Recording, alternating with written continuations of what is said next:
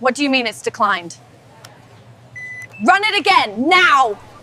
Now! I'm 34M, married to Sarah 31F for 12 years. That's longer than most people keep their cars, yet apparently not long enough to earn a spot at her sister's engagement dinner. But I'm getting ahead of myself here. Picture this scene. I'm sitting in my home office, the one I pay for with my own damn money, trying to wrap up some quarterly reports that were duller than watching paint dry in slow motion. Sarah walks in wearing that flowy dress she bought last month, again with my credit card, and she's got that distracted look she gets when she's mentally planning her next shopping spree. "Hey, babe," I say, not looking up from my laptop because these numbers weren't going to crunch themselves. "What time is Emma's engagement dinner again? I need to know when to wrap up here." The silence that followed was so thick, you could have cut it with a butter knife and served it for dessert. I glanced up and there she was, looking at me like I'd just asked her to explain quantum physics in pig Latin. "Oh," she said, and that little pause right there should have been my first red flag. "We already had it yesterday, just close family." Just close family. Let me paint you a picture of what just close family apparently means in Sarah's world. Her parents were there. The same parents who call me every time they need help fixing their Wi-Fi or moving furniture because apparently I'm family enough for manual labor. Her brother Jake was there too, the guy who borrowed $3,000 from me last Christmas and still hasn't paid it back. But hey, at least he got the salmon. Emma's future in-laws were there, people I'd met exactly twice in my life. Hell, even Sarah's second cousin from Portland made the cut, and that woman hasn't spoken to our family since the Obama administration. But me, the guy who's been signing the checks that keep this whole circus running? Nah, I didn't make the VIP list. I just nodded. What else was I supposed to do? Throw a tantrum like some toddler who didn't get invited to the cool kid's birthday party? "Okay," I said, keeping my voice as level as a carpenter's ruler. "Sounds like it was nice." And then I did what any self-respecting man would do in that situation. I walked away, because sometimes the most powerful thing you can say is absolutely nothing at all. That night, while Sarah was in the shower, probably washing off the guilt that should have been eating her alive, I found myself on our balcony. This balcony that I picked out when we bought this house, with the perfect view of downtown that sold me on the place. The same mortgage payment I've been making solo for the past 12 years, while Sarah found herself through various hobbies and part-time gigs that never quite covered their own expenses. The city lights were twinkling like they were mocking me, each one representing someone else who was probably having a better evening than I was. I cracked open a beer, a good one, not that cheap stuff, and started doing some math that nobody should have to do about their own marriage. When was the last time Sarah included me in something that didn't require my wallet? When was the last time she introduced me as her husband instead of just David? When did I become less of a partner and more of a walking ATM with decent credit score and reliable income? The mortgage payment that came out of my account every month was about $1,500. The grocery bills that somehow kept creeping higher despite us eating out more often, another $600 monthly, easy. The car payments for both vehicles because apparently Sarah needed something reliable and cute, which translated to expensive and impractical. $800 combined. And let's not forget Emma's engagement party itself. 3 weeks ago, Sarah came to me all excited about this perfect cake she'd found for her sister. Designer baker, organic ingredients, probably blessed by unicorns for all I knew. $400 for what was essentially sugar and flour arranged in a fancy pattern. Did I complain? Nope. I just handed over the card like the good little bank I'd apparently become. But when it came time to actually celebrate, to sit at that table and watch Emma gush over her ring while everyone toasted with champagne I probably paid for. Sorry, David, this party is for family only. The irony wasn't lost on me. I was family enough to bankroll their happiness, but not family enough to witness it. I was the ghost in the machine, the invisible hand that made their lifestyle possible, but God forbid I actually wanted to be present for the good parts. You know what really got to me, though? It wasn't just the money. Don't get me wrong, being used as a human credit card stings. But what really twisted the knife was the complete lack of consideration. Sarah didn't maliciously exclude me. That almost would have been better because at least it would have meant she thought about me long enough to actively leave me out. No, this was worse. This was me being so irrelevant to her world that I simply didn't cross her mind when making the guest list for her sister's big moment. Sitting there on that balcony, nursing my beer and my wounded pride, I realized something that probably should have occurred to me years ago. I'd become a supporting character in my own marriage. The reliable guy who made sure the bills got paid and the lights stayed on, but who wasn't interesting enough to actually include in the story.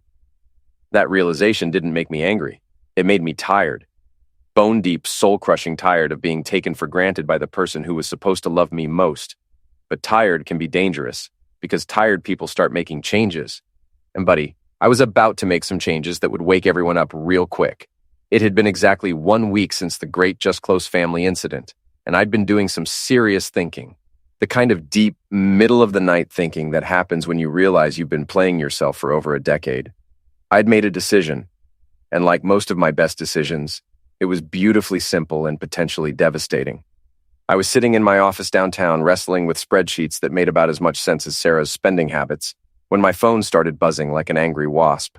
The caller ID showed Sarah's contact photo, the one where she's laughing at something I probably said back when she still found me amusing instead of just financially useful. "David!" She practically screamed into the phone, and I had to hold the device away from my ear before she burst my eardrum. "The card didn't go through. Did you forget to pay the bill?" Oh, the sweet, sweet sound of panic in her voice. I leaned back in my chair, allowing myself a little smile that would have made the Grinch proud. 3 days ago, while she was at her yoga class, the one that costs $80 a session, because apparently regular yoga isn't enlightening enough, I'd made some executive decisions about our financial arrangements. I let the silence stretch out like taffy, counting to 10 in my head while she probably sweated bullets on the other end. "Didn't I warn you?" I finally said, keeping my voice as casual as if she'd asked me about the weather. "Warn me about what, David? I'm standing here in Target with a cart full of stuff and your card just got declined in front of everyone. Do you know how embarrassing this is?" Target. Of course it was Target. The black hole where money goes to die, where people go in for toothpaste and come out with a cart full of throw pillows, scented candles, and organic quinoa they'll never eat. I could practically see her standing there with her cart loaded up with God knows what unnecessary crap, probably wearing those athleisure outfits that cost more than most people's rent. "See, here's the thing, babe," I said, and I could hear the confusion in the background noise as she tried to process what was happening. 3 days ago, I removed you as an authorized user on my main account. The one you've been treating like your personal shopping fund? Yeah, that card you're holding is about as useful as a chocolate teapot now. The silence on her end was golden, pure, unadulterated golden silence. I could practically hear the gears grinding in her head as she tried to figure out if I was serious or just having some kind of midlife crisis breakdown. "You what?" she finally managed to stammer out. "I replaced the whole card, actually. New number, new everything. Funny thing about being the primary account holder. Turns out I can make executive decisions about who gets to spend my money. Wild concept, right? I'd spent those 3 days documenting exactly where my hard-earned cash had been disappearing to, and let me tell you, it was more educational than a college course. Spa days that cost more than my car payment. Check. Brunches with her girlfriends where they probably spent 2 hours complaining about their husbands while running up a tab that could feed a small village. Double check. Shopping sprees that resulted in closets full of clothes with tags still on them. Triple check with a cherry on top. But my personal favorite was the emergency dress shopping expedition she'd taken Emma on last month. Apparently, Emma desperately needed 3 new outfits for various pre-wedding events because heaven forbid she wear something twice like us regular people. $800 later, my account was lighter and Emma's closet was fuller, but somehow I was still persona non grata at family gatherings. "David, this isn't funny," Sarah was saying, and I could hear the edge creeping into her voice. "People are staring at me." "Oh, now you're worried about people staring," I said, chuckling like I just heard the world's best dad joke. That's rich, coming from someone who had no problem making me disappear at her sister's engagement dinner. But hey, at least when people stared at me that night, it was because I wasn't there. That's different. Is it, though? Because from where I'm sitting, it seems like you're perfectly fine with me being invisible until you need something, like money. Then suddenly I'm very visible and very necessary. "So, what am I supposed to do now?" she asked. And there it was. The question that revealed everything. Not, "I'm sorry for excluding you." Not, "I realize I've been taking you for granted." But, "What am I supposed to do now?" Because, of course, her biggest concern was how this inconvenience affected her immediate plans. "Well, you could try using your own money," I suggested helpfully. You know, that revolutionary concept where people pay for their own stuff with money they actually earned themselves. David, you know I don't have what? A job that pays enough to support your lifestyle? Credit cards of your own? Savings from all those years of not paying bills? I was really enjoying this conversation now. Because those sound like personal problems, not husband problems. The beautiful thing about finally standing up for yourself is that you realize how much power you actually had all along. For 12 years, I'd been playing the role of the accommodating husband, the provider who didn't ask questions and didn't make waves. But providers, it turns out, have one hell of a trump card. They can stop providing. "I can't believe you're doing this to me," she said, and I could hear tears starting to creep into her voice. "I'm not doing anything to you, Sarah. I'm finally doing something for me. There's a difference, though I realize you might not be familiar with the concept." And with that beautiful mic drop moment, I hung up the phone, leaned back in my chair, and allowed myself to feel something I hadn't felt in years. Completely, utterly, perfectly in control of my own damn life. That evening, Sarah was waiting for me like a storm cloud with legs, arms crossed in that universal "you're in deep crap" position that wives have perfected since the dawn of marriage. The front door opened before I could even get my key out, which told me she'd been watching for my car like a hawk circling road eliminate. "We need to talk," she said, which is wife speak for "prepare to be lectured about how you're wrong and I'm the sufferer." "Hey there, sunshine," I said, dropping my briefcase by the door and loosening my tie. "How was your day?" "Mine was great, thanks for asking." She followed me into the living room. "Don't be cute, David. Why are you acting like this? You embarrassed me in front of Emma and her friends." And there it was, the magic word that made my eye twitch. Embarrassed? I turned around slowly. "I embarrassed you?" I asked, genuinely curious about the mental gymnastics that had led her to that conclusion. Help me understand this logic, because I'm apparently too stupid to follow along. How exactly did I embarrass you when I wasn't even there? You know what I mean. No, actually, I don't. See, last I checked, embarrassment usually requires the embarrassing person to be present for the embarrassing event. But since I was sitting at home eating leftover pizza while you were at your sister's engagement dinner with just close family, I'm not sure how I managed to embarrass you from 20 miles away. She rolled her eyes so hard I was surprised they didn't fall out. You declined my card in public, David. In front of people. Oh, so now we're getting to the real issue. It wasn't that I wasn't invited to celebrate your sister's engagement, something I would have actually enjoyed, by the way. It wasn't that I found out about a family event through the absence of an invitation. No, the real tragedy here is that your credit card got declined at Target. It's not just about the card. Isn't it, though? I sat down in my favorite chair. Because from where I'm sitting, this whole conversation started with you being upset about a card not working, not about whether I felt excluded or unappreciated. She started pacing again. You could have told me, she finally said. Could have told you what? That I was tired of being treated like a walking ATM? That I felt like the only time you noticed I existed was when you needed money for something? I've been telling you for months that I felt taken for granted, but you only heard the parts about dinner reservations and weekend plans. I listened to you. Do you? Because 3 weeks ago, when you asked me to pay for Emma's cake, I said I felt like I was being used. Remember what you said? It's just money, David. Family helps family. But apparently, family doesn't include family at family dinners. She had the decency to look uncomfortable at that. That's different. How? Explain to me how that's different. It just is. That's not an answer, Sarah. That's what kids say when they can't explain why they broke something. I walked over to the window, looking out at our neighborhood, where other couples were probably having normal Tuesday evening conversations. Meanwhile, I was having to explain to my wife of 12 years why I deserved basic respect in my own marriage. Let me ask you something, I said, turning back to face her. What am I to you, Sarah? Really, not what you think you're supposed to say. What am I to you? She opened her mouth, then closed it, then opened it again, like a fish gasping for air. And in that moment of silence, I got my answer louder than if she'd screamed it from the rooftops. A husband or a credit plan? I pressed. That's not fair. Life's not fair, sweetheart, but marriage is supposed to be a partnership, not a subscription service. And right now, I feel less like your husband and more like your premium membership to the Bank of David. You know what's better than having one person in your house who thinks you're being unreasonable? Having two people who think you're being unreasonable, especially when one of them has never paid a bill in his life, but somehow feels qualified to give financial advice. When I heard a car door slam in our driveway with the kind of force that suggested someone was either really excited or really pissed off, I knew my peaceful evening was about to get a lot more interesting. Through the window, I watched Jake climb out of his flashy red Mustang, the one he probably financed at about 20% interest.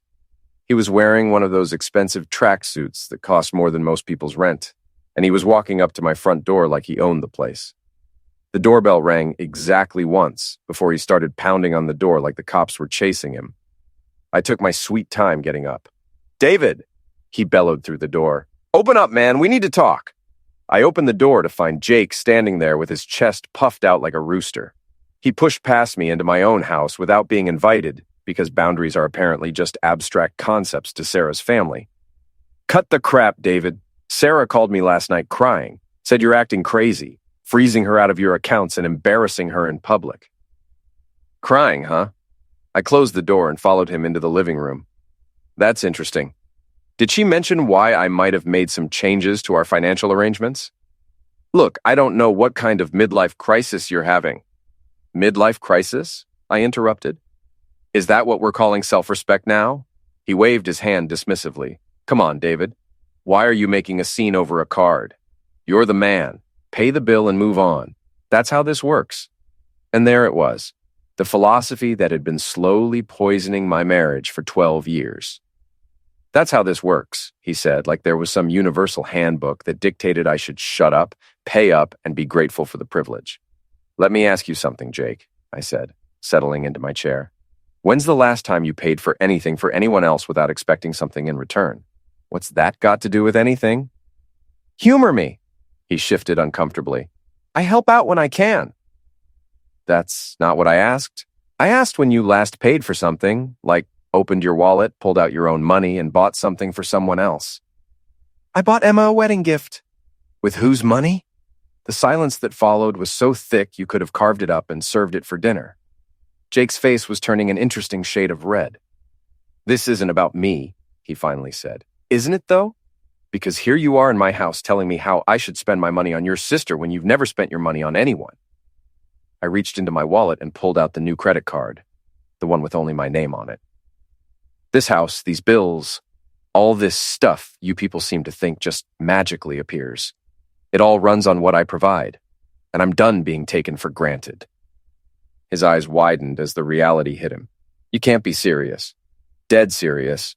From now on, if you want something from this family, you can earn it the same way I did, with respect, with contribution, and with your own damn money."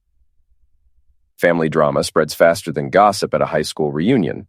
Word of my financial rebellion had made its way through Sarah's family tree quicker than a wildfire, which brings me to Tuesday morning when my phone rang at exactly 8:47 a.m. "David." The voice belonged to Linda, Sarah's mother, and she said my name like it tasted bad. "We need to discuss your recent behavior."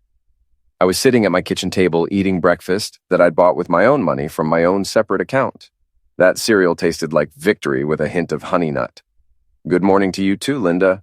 How lovely to hear from you on this beautiful Tuesday." "Don't be smart with me, young man." "What can I do for you?" I asked, taking another spoonful of my Freedom cereal.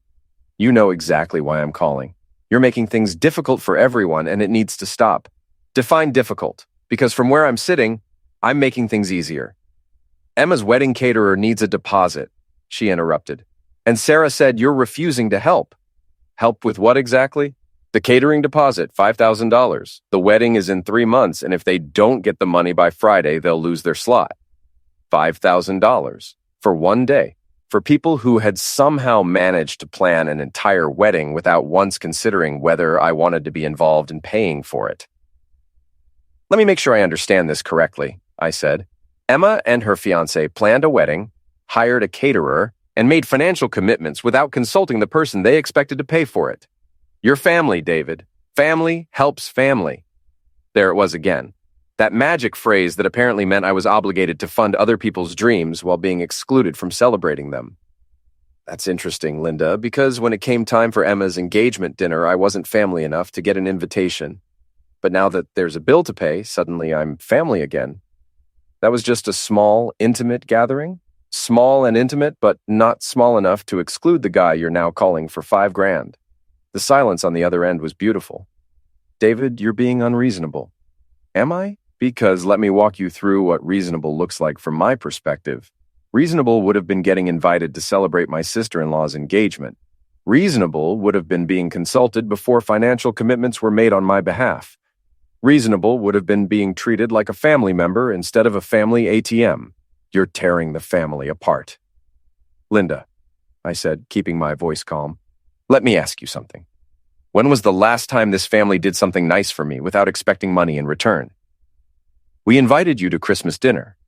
The Christmas dinner I paid for, the one where I bought the ham, the wine, and the dessert, then spent the evening listening to everyone complain about their financial problems while sitting at a table I'd essentially catered myself. Another beautiful silence. I'm not tearing the family apart, I continued. I'm just finally refusing to be the family credit card. There's a difference. So, what are we supposed to tell Emma? Tell her the truth. Tell her that weddings cost money, and if you want to have an expensive wedding, you need to figure out how to pay for it. Novel concept, I know. You can't be serious. Dead serious. See, here's what's going to happen from now on. If this family wants to plan events, make financial commitments, or spend money on celebrations, that's fantastic. But those plans need to be made by the people who are paying for them. And if you want me to contribute, then I need to be included in the planning process, not just the payment process. That's not how family works. You're right, I said, finishing my coffee. That's not how your family works. Your family works by finding someone with money and bleeding them dry while treating them like an outsider. But that's not how healthy families work. And it's definitely not how my family is going to work anymore. I can't believe you're doing this to us. I'm not doing anything to you. I'm doing something for me. For the first time in 12 years, I'm prioritizing my own financial security and emotional well-being over your family's convenience. And I hung up the phone, feeling more satisfied than I had in years. That weekend, while Sarah was at her Saturday morning Pilates class, I was busy becoming the CEO of my own damn life. I'd taken Friday off work to handle some personal business, specifically taking control of my finances. First stop, the bank. I walked in with a folder full of documents and walked out with a completely restructured financial life. I'd printed out 12 months of statements and highlighted every single transaction that made my arterial pressure spike. Mr. Chen, the banker said, looking at my paperwork, you want to remove your wife from all joint accounts? That's exactly what I want, I told him. I want my paycheck going into an account that only I can access, and I want all the existing cards canceled and reissued. While he was setting up my new financial independence, I explained my philosophy. From now on, I pay for the house, utilities, and groceries. Everything else is optional, and optional requires permission from me. Next, online banking. I spent 2 hours changing every password, removing every shared access, and setting up a separate checking account. I transferred exactly what I needed for household expenses into our joint account and moved everything else into my new personal fortress of financial solitude. Then came the fun part. The new rules. I wrote them down because sometimes you need to see your boundaries in black and white. Rule 1. If you don't respect me, you don't spend from me. Rule 2. No purchase over $50 without explicit approval. Rule 3. Emergencies are medical bills and car repairs, not sudden urges to redecorate. Rule 4. Family events that don't include me don't get funded by me. When Sarah came home from her yoga session looking zen and peaceful, she headed toward the kitchen. Hey, babe, I'm thinking we should check out that new brunch place downtown. Amy said their bottomless mimosas are amazing. Sounds expensive, I said, not looking up from my laptop. It's just brunch, David. We can afford it. We can afford it, or I can afford it. She stopped mid-stride. What's that supposed to mean? It means I spent my morning setting up some new financial arrangements, taking control of my own money like a grown-up. What kind of arrangements? The kind where I decide how my paycheck gets spent instead of just handing it over and hoping for the best. David, what did you do? I created a separate account for my income. Don't worry, there's still money in our joint account for household stuff, but the days of unlimited spending sprees are officially over. She stood there for 30 seconds, trying to figure out if I was joking. So what now? You're punishing me like a child? No, I replied, walking toward the kitchen. I'm finally respecting myself like a man. That's not fair. You're right. It's not fair that I've been funding a lifestyle for someone who treats me like an inconvenience. It's not fair that I work 40+ hours a week just to watch my money disappear on things I never agreed to buy. And it's definitely not fair that I had to find out about my sister-in-law's engagement dinner by not being invited to it. I poured a cup of coffee and tasted freedom with the first sip. From now on, if you want anything beyond the basics, we talk first. You tell me why it matters, and I'll decide if it's worth the money. Her face shifted through a dozen feelings. You can't be serious. Completely serious. This is the new normal. Respect comes before spending. The next week, Emma's fiancé, Michael, showed up with a worn manila envelope stuffed with papers. Inside were neat stacks of receipts, credit card bills, store slips, online order confirmations. What is all this? I asked. Sarah's spending over the past 6 months, Michael said. David, she's spinning out. I flipped through the pile. Designer bags, spa days, dinners that cost more than some car payments, shopping binges that would shame a millionaire's wife. How'd you get this? Emma's worried. Sarah keeps pushing pricey plans and talking about money. So Emma started watching. One slip stopped me cold. $1,000 spa day 2 weeks back. That same night I was at my desk, stress eating a gas station sandwich while my wife got a hot stone massage worth someone's rent. There's more, Michael said quietly. None of it cleared with Emma. Sarah set up costly outings, then used your card. Emma felt guilty, but didn't know how to say no. Another receipt, 3 dresses Sarah bought for Emma's wedding events. $450 for clothes Emma never wanted. Sarah's been playing the generous sister, Michael said, but with your money. It clicked. Sarah wasn't just spending without asking. She was buying status, posing as the fun sister who could treat everyone. And the engagement party, Michael added. Emma wanted a simple dinner for 30. Sarah pushed for live music, fancy cocktails, custom decor, triple the cost. How was she paying for that? Your card. Emma didn't find out until everything was booked. She scaled it back at the last minute to avoid a blow-up. So Sarah promised my money for a lavish party, planned it all, and when Emma panicked, they just left me out?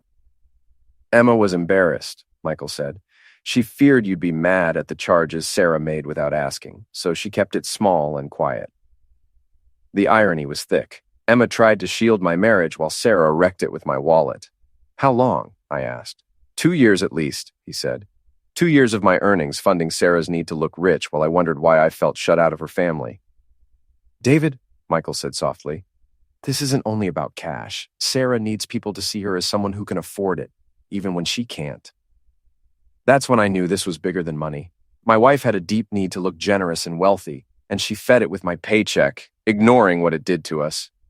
The wedding caterer deposit, Michael added. Sarah volunteered you without asking anyone. I sat there, surrounded by proof of a betrayal deeper than I'd guessed. I wasn't just married to someone careless.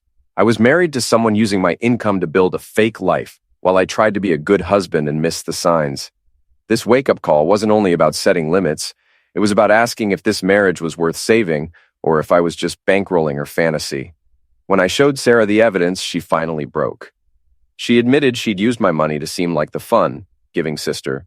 She said she missed me and the money and hated herself for it. That truth hurt worse than the lies. It proved that to her, I'd become tied to my bank account. She begged for another shot. I told her I wanted proof, not promises. So she did something new. She got a steady job, closed her credit cards, and started a real budget. She stopped asking for cash and began pitching in. She treated me like a person, not an ATM. The change was slow but real. I didn't punish her, but I stopped bailing her out. If she couldn't afford something, she went without. When Emma's wedding day came, I finally had a seat with my name on it. Not because I paid for anything, but because I was respected enough to be there. I actually enjoyed a family event I hadn't funded. We're still working on the marriage, but it's different now. Built on partnership, not servitude. Sarah sees that limits aren't walls. They're the base of a healthy relationship. Looking back, I should have drawn the line years ago. Being taken for granted isn't love. It's being a doormat with a credit score. The best part? Standing up for myself didn't eliminate the marriage. It saved it by demanding the respect I should have had all along.